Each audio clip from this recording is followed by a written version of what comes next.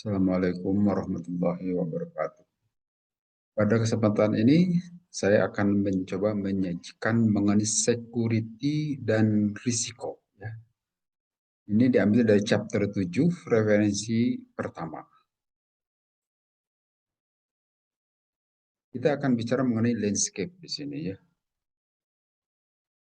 Ini adalah terkait dengan persoalan internet yang secara terus-terusan menaik koneksinya itu melalui apakah koneksi yang tetap diam atau dalam bergerak, dalam pergerakan ya, apakah menggunakan animasi atau elektronik, dan juga untuk tujuan yang sangat demikian dalam untuk kepentingan komersial di sini ya.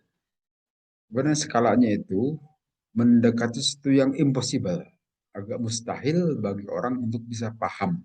Sehingga kalau digambarkan nanti di awan, biasanya gambar jaringan internet itu digambarkan awan. Saking jelimetnya kalau mau menggambarkan jaringan sesungguhnya, gitu ya. Tidak hanya satu, bahkan ribuan, dan bisa jadi sudah miliaran kalau sekarang ini. This is one of the key issues in dealing with security and risk, yang terkait dengan persoalan security dan risiko. Nah, seperti di sini disebutkan ada 5 yang bisa dilihat. Google dan Bing juga di sini memiliki 1 triliun web di sini. Pada tahun 2010 itu, kalau sekarang bisa jadi sudah 2 kalinya atau bahkan lebih. Gitu ya. Kemudian juga di global population lebih dari 7 billion people sampai 2 billion people dalam kondisi online. Kan. Demikian juga di Amerika Serikat, mobile device itu bisa mengenerate 600 billion go-digit message ya setiap hari dalam 10 meter yang menggunakan WiFi. Jarak antara WiFi 10 meter saja sudah demikian banyak orang. Itu tentu saja bukan tahun ini, tahun-tahun sebelumnya jauh. Ya, tahun ini tentu lebih banyak lagi.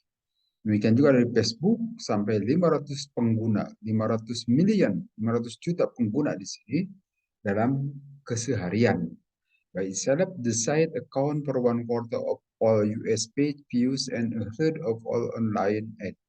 Nah, di situ tentu isinya itu bukan sekedar para pengguna Facebook, tetapi juga adalah adanya iklan, periklan di situ. Demikian juga yang dilakukan oleh Cisco, demikian besar itu terjadi pada tahun 2009 sampai 2014 dari internet protokol trafficnya itu kan will quadruple sudah sampai ke angka-angka yang demikian tinggi pada antara tahun 2009 sampai 2014. Kemudian juga information space is neither average nor normal. Disebutkan seperti itu di sini ya, nor normal. Di sini bahwa potensial yang demikian ekstrim untuk dampak yang signifikan untuk masalah manajemen risiko adalah very very bad thing can happen in hyper network environment. Demikian buruk yang akan terjadi pada network, lingkungan network yang makin hyper, makin jelimet. Ya. Demikian juga informasi dan risiko dari space di sini itu juga demikian tinggi di sini. Seperti kita lihat di sini di BP Oil, British Petroleum Oil Spill, atau kalau untuk menangani badai Katrina juga demikian, itu bisa mempersiapkan landscape bagaimana untuk menangani hal-hal seperti tadi. Demikian juga dalam interkoneksi yang ekstrim, 2 konsekuensi bisa muncul. Internet bisa membolehkan populasi yang demikian besar untuk bisa diassembly, untuk bisa digabungkan di sini. Kemudian perubahan juga akan melanda populasi penduduk ini secara ekstrim cepat gitu ya. Kemudian juga people systemically estimate risk. Di sini disebutkan mengapa does this confusion about danger matter? Mengapa itu terjadi kebingungan tersebut? Ini dikaitkan dengan persoalan security yang tidak meliputi keeping bad people from doing bad thing to me or my organization. Karena security ini tidak sesederhana bagaimana misalnya melindungi orang-orang dari mengerjakan perbuatan yang tidak baik, apakah bagi saya ataupun bagi organisasi. Sebagai gantinya di sini, particularly in virtual setting involving often intangible asset. Nah, tentu di sini kita harus melihat virtual setting dalam melibatkan aset-aset intangible di sini ya. Security is a matter of priority setting. Sehingga security itu merupakan sesuatu prioritas yang sangat diutamakan untuk dikerjakan, untuk melindungi aset-aset. Pada saat yang bersamaan, kebijakan security tadi juga sering bisa merefleksikan agenda yang jauh telah dipindahkan dari supaya aset-aset itu terpelihara dengan baik atau manusia itu bisa lebih aman ya. Yaitu terkait di sini dengan persoalan penggunaan sifat-sifat yang politis dari Transportation Security Administration misalnya yang mengancam warna-warna level pada tahun 2004 ini terjadi ya pada pemilu tahun 2004 di Amerika Serikat. Itu bagian dari apakah security dari pemilu itu bisa diamankan atau tidak itu menjadi perbincangan juga saat. Jadi di sini disebutkan security theater di sini ya is a predictable outcome of the normal decision making process. Itu merupakan suatu outcome yang bisa diprediksi, bisa diperkirakan, diramalkan sebagai proses pembuatan keputusan yang normal, yang merefleksikan dimensi politis dari perilaku organisasi dibanding dengan sebuah respon sensibel terhadap suatu ancaman yang nyata. Kemudian do it right. Doing it right, mengerjakan sesuatu dengan benar. Itu security involved people. Bahwa security itu mau tidak mau pasti melibatkan manusia, melibatkan orang. Ini yang harus kita kerjakan. Yang harus utama diselamatkan adalah manusianya itu. Bisa jadi secara irasional, misalnya takut dengan sesuatu hal, dengan apapun, katakan seperti binatang ikan paus, kalau kita bermain-main di laut dan seterusnya. Tapi tentu dalam persoalan security, manusia itu yang harus lebih dahulu diselamatkan. Kemudian yang keduanya, bahwa security juga melibatkan sistem. Artinya di sini, sistem pun itu harus menjadi perhatian kita, sehingga jangan sampai merusak lingkungan di mana sistem itu berada. Sistem itu perlu diselamatkan. Nah, kita ketahui sistem itu adalah kumpulan dari sejumlah komponen yang masing-masing komponen itu saling bekerja sama, saling terintegrasi dalam rangka mencapai tujuan yang sama juga. Sehingga mengganggu sebagian komponen itu sama dengan mengganggu sistem juga. Kemudian di sini security juga terkait dengan trade-off. Ada pertukaran di sini. Bahwa di sini kita mengembalikan the crux of why risk management itu often vote ineffective and overly expensive. Nah, hal ini perlu menjadi perhatian. Bisa jadi keamanan juga harus memperhatikan perubahan-perubahan yang terjadi pada organisasi tersebut. Di sini trade off itu atau pertukaran itu bisa jadi memang tidak terkait dengan persoalan hardware, elemen-elemen hardware dari sistem yang relevan dibanding dengan the power relationship, hubungan kekuatan dan berkompetisi agenda-agenda dari orang yang terlibat di dalamnya. Itu yang perlu diperhatikan juga. Kemudian di sini disebutkan, di sini Bruce Sainer, beliau menyatakan bahwa dia mengusulkan 5 step rubrik untuk memperkirakan, untuk menaksir solusi security yang bisa mengekspos agenda sampai detail dan bisa didiskusikan secara berasa. Yang pertama, aset apakah yang kira-kira perlu diproteksi? Ya, tentu ini perlu didiskusikan dan perlu memperoleh jawaban yang jelas. Kemudian yang keduanya, apa risiko terhadap aset-aset tadi? Itu juga perlu dikaji, ya. Apa saja yang mungkin bisa terjadi sebagai antisipasi dan dalam menyiapkan kontrol yang bisa dilakukan jika risiko itu benar-benar terjadi. Kemudian how well does the security solution mitigate those risks? Itu juga perlu diperhatikan. Mitigasinya atau kontrolnya ini akan seperti apa bisa menanggulangi risiko tersebut. Itu juga perlu didiskusikan. Kemudian what other risks does the security solution cause? Nah, bisa jadi risiko lain bisa terpicu dengan mitigasi tadi, dengan kontrol tadi. Juga perlu diperhatikan, jangan sampai kita mengatasi satu risiko, tapi risiko yang lainnya muncul. Jadi konsekuensi yang tidak diinginkan ini bisa merambah di dalam suatu situasi tertentu, sehingga bukan mengatasi, tapi malah menyebarkan persoalan baru. Dan juga perlu diperhatikan biaya. Dan tentu saja apa yang akan terjadi dalam mengimpose atau dalam memperoleh solusi ini, ya. Itu beberapa hal yang perlu menjadi perhatian kita. Kemudian di sini looking ahead di sini. Unfortunately, few security measures are introduced in this consideration. Artinya di sini bahwa security itu, ukuran-ukuran security itu kadang dikenalkan dalam keadaan yang tentu harus banyak pertimbangan.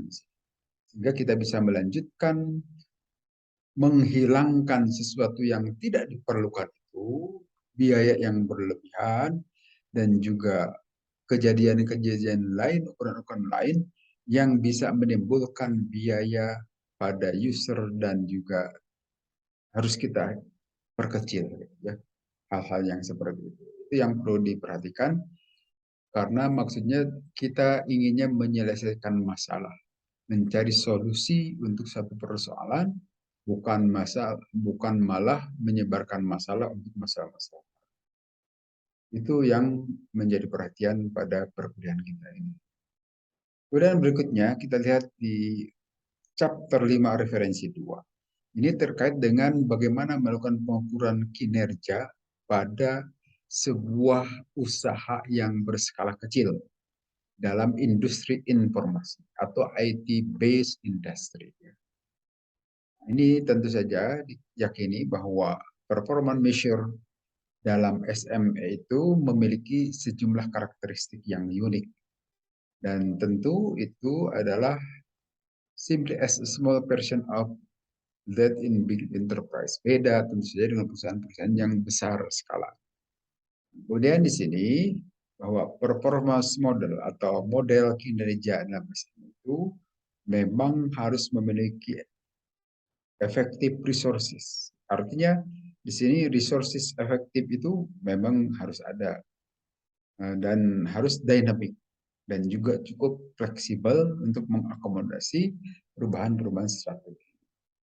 Nah, kunci suksesnya itu dalam SME dan industri IT adalah diinvestigasi secara kualitatif, ya, bukan kuantitatif, tetapi secara kualitatif. Nah, kemudian di sini pengertian SME itu adalah sebuah perusahaan yang karyawannya itu antara 10 sampai 200 orang. Dan perputarannya tentu saja kalau di Eropa itu 40 juta euro. Artinya di bawah itulah, paling maksimum 40 juta euro. Nah, di kita tentu saja kalikan beberapa ribu, itulah nilai euro. Ya, tentu skalanya ratusan juta rupiah barangkali kalau di kita, ya. Kemudian juga dari ITAA ini, Information Technology Association of America, bahwa industri teknologi informasi itu yang terkait dengan SME atau skala menengah kecil UMKM gitu, itu adalah terkait dengan persoalan komputer hardware. Dia berurusan jual beli misalnya atau service reparasi komputer hardware, bisa juga softwarenya, juga ada telekomunikasinya, ada internet, ada electronic business, ada electronic education, computer service, dan juga yang lainnya. Ini yang dimaksud dengan IT industry in SME konteks, gitu ya, dalam konteks SME. Kemudian di sini di dalam literatur review kita disebutkan bahwa ada 5 common karakteristik dari performance measure dalam SMA.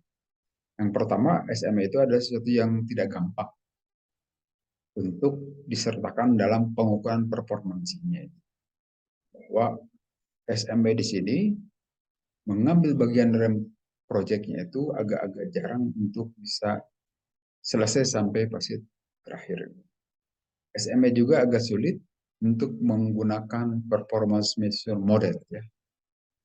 Mungkin juga SMA itu agak jarang-jarang di sini menggunakan pendekatan holistic approach, pendekatan secara menyeluruh. Kemudian juga performance measure dalam SMA itu adalah sesuatu yang informal.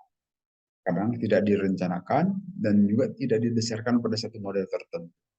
Performance measure itu adalah dilakukan untuk mengenali, untuk memecahkan masalah-masalah tertentu dibanding untuk memecahkan persoalan-persoalan yang telah direncanakan. Demikian juga SMA itu terbatas resources-nya untuk kepentingan analisa data. Masih dalam literatur review disebutkan di sini beberapa pendekatan untuk menerapkan performance measure dalam SMA itu ada 4 di sini. Yang pertama menggunakan balance scorecard. Nah, seperti kita ketahui, balance scorecard itu nanti adalah menggunakan 4 perspektif yang perspektif ujungnya itu adalah financial perspektif ya. Kemudian yang berikutnya adalah business excellence model dan total quality management. Ini bisa digunakan dengan model FQM dan bulk kriteria ya. Nah, ini adalah pendekatan-pendekatan manajemen dalam mengukur SME, performance measure-nya. Gitu. Bisa juga dengan pendekatan dari teori sistem. Ini seperti yang dikatakan oleh Jackson, yakin bahwa organisasi itu bisa dianggap sebagai suatu sistem untuk melihat hubungan-hubungan antar bagiannya. Kan? Demikian juga bisa menggunakan activity based costing ya. Nah, di sini ide utama dari ABC itu adalah untuk mengukur biaya dari resources yang digunakan dalam rangka menciptakan aktivitas dari organisasi secara langsung dan juga terkait dengan biaya aktivitasnya tersebut, bagaimana hubungannya dengan output. Ini yang bisa dipelajari di dalam literatur review. Kemudian metode risetnya itu, metodologi risetnya di sini tentu ada beberapa macam. Di sini mengikuti comprehensive and extensive literature review on PM theories, menggunakan pengukuran performansi, teori performansi yang sudah disampaikan sebelumnya. Kemudian juga victim structure interview. Ada juga interview, wawancara dengan 14 pelaku SME di sini untuk mengkolek ide mengenai bagaimana pengukuran performansi. Di sini per interview itu ada dari kalangan CEO-nya, Chief Executive Officer, Dirutnya, gitu. 3 juga founder, manajer pendirinya, kemudian 1 CTO, 1 CTO-nya, 1 General Manager, 1 Project Research and Development-nya, kemudian 3 Senior Sales Manager, 3 manajer penjualan, dan juga 2 direktur yang menjalankan tugas. Di sini ada sejumlah temuan. Yang pertama misalnya disebutkan due to rapid development of technologies, karena cepatnya pengembangan teknologi, maka performance kinerja dari SME kadang-kadang bergantung pada pemahaman mereka dan penangkapan terhadap tren teknologi mereka. Apakah itu bisa diukur atau tidak bergantung pada pengertian. Yang keduanya adalah shortness of resource is a critical factor that impact the performance of us. Bahwa kependekan dari resources sumber daya itu merupakan suatu faktor yang kritis dalam memberikan dampak terhadap kinerja dari SME. Memperoleh resources ini pada waktu dan penggunaannya secara efektif adalah merupakan kunci sukses bagi teknologi atau SME yang bergerak dalam bidang teknologi informasi. Yang ketiganya, para pengusaha itu dalam industri informasi adalah para spesialis teknologi. Kebanyakan mereka fokus dalam teknologi dan juga memperoleh tidak cukup banyak pengalaman dan juga keterampilannya. Tentu saja ini akan mempengaruhi performansi secara signifikan terhadap SME. Kemudian performance measure dalam industri SME, IT ya, industri IT. Tentu yang jadi persoalan di mana-mana juga financial data itu tidak gampang untuk diinterpretasikan dalam SME. Padahal tadi dalam balance scorecard, financial perspektif itu merupakan paling ujung untuk mengukur keberhasilan atau kegagalan sebuah manajemen. Nah, ini juga dikarenakan SME biasanya memiliki have small starting base. Ya, kondisi yang tidak direncanakan dan kadang-kadang ada begitu saja, tidak melalui perencanaan yang matang. Kemudian juga there is not enough resource to execute comprehensive PM measurement. Tidak cukup resources sumber daya untuk mengeksekusi performance measure secara menyeluruh. Karena perencanaannya kadang-kadang tidak seperti perusahaan-perusahaan besar. Dan decision making proses di SM itu selalu tidak formal dan strateginya juga poorly planned, tidak direncanakan dengan baik, yang tentu saja bisa mempengaruhi standar PM atau standar performance measure yang ada di dalam SMA itu. Kemudian di sini sejumlah sukses atau faktor-faktor sukses kunci dalam SME yang bergerak di bidang industri teknologi informasi. Tentu di sini harus memiliki kompetensi tinggi dan ada tim yang kompetitif yang bisa bekerja sama secara profesional. Demikian juga harus menggunakan strategi yang benar, yang ngepas untuk usahanya. Demikian juga harus mengembangkan core kompetensi yang terkait dengan strategi supaya nyambung. Ya. Tentu juga harus bermain di competitive advantage, harus memiliki keunggulan kompetitifnya apa. Demikian juga sebaiknya fokus pada para pelanggan, perhatikan kepentingan mereka, dan harus mengelola proses-proses internal dengan lebih baik. Dan juga harus mengoptimasikan sumber-sumber daya di samping tetap kita harus secara cerdas menggunakan potensi-potensi di organisasi. Ini adalah performance measure framework yang diusulkan untuk SME dari hasil penulisan ini. Bentuknya seperti ini. Tentu harus ada inovasi dan juga ada belajarnya tetap di sini. Tentu ini adalah mesti kegiatannya ada strategi dan proses-prosesnya terkait dengan soal kapabilitas, ada resources, sumber daya, dan lingkungan luarnya seperti apa. Nanti akan ada hasilnya yang objektif di sini ya. Harus ada pengukuran, analisis, dan juga manajemennya. Sehingga nanti dalam sebuah SME itu, framework yang diusulkan mesti meliputi hal-hal seperti ini. Mesti ada yang memikirkan capability-nya apa, resource-nya bagaimana, walaupun tentu ini dalam skala kecil juga. Ya. Karena namanya juga SME. Kemudian implementasi PM framework sekarang, performance measure framework di dalam IT SME. Ya. Di sini didasarkan pada performance measure yang diusulkan, maka pengukuran performance itu dalam SME dapat dibagi menjadi dua, yaitu performance objektif setting dan performance result measurement. Nah, performance objektif itu seperti ini gambarnya. Ada capability, resources, external factor. Di sini ada visi dan strategi. Bagaimana hubungan antara satu dengan yang lain yang harus mengalir. Nanti sebagaimana dalam balance scorecard bahwa visi dan misi itu harus bisa diterjemahkan ke dalam sejumlah indikator di sini. Ya, terutama di sini indikator kunci. Demikian juga di sini sebutkan ada akan terjadi gap antara KPI dengan kemampuan belajar dan inovasi.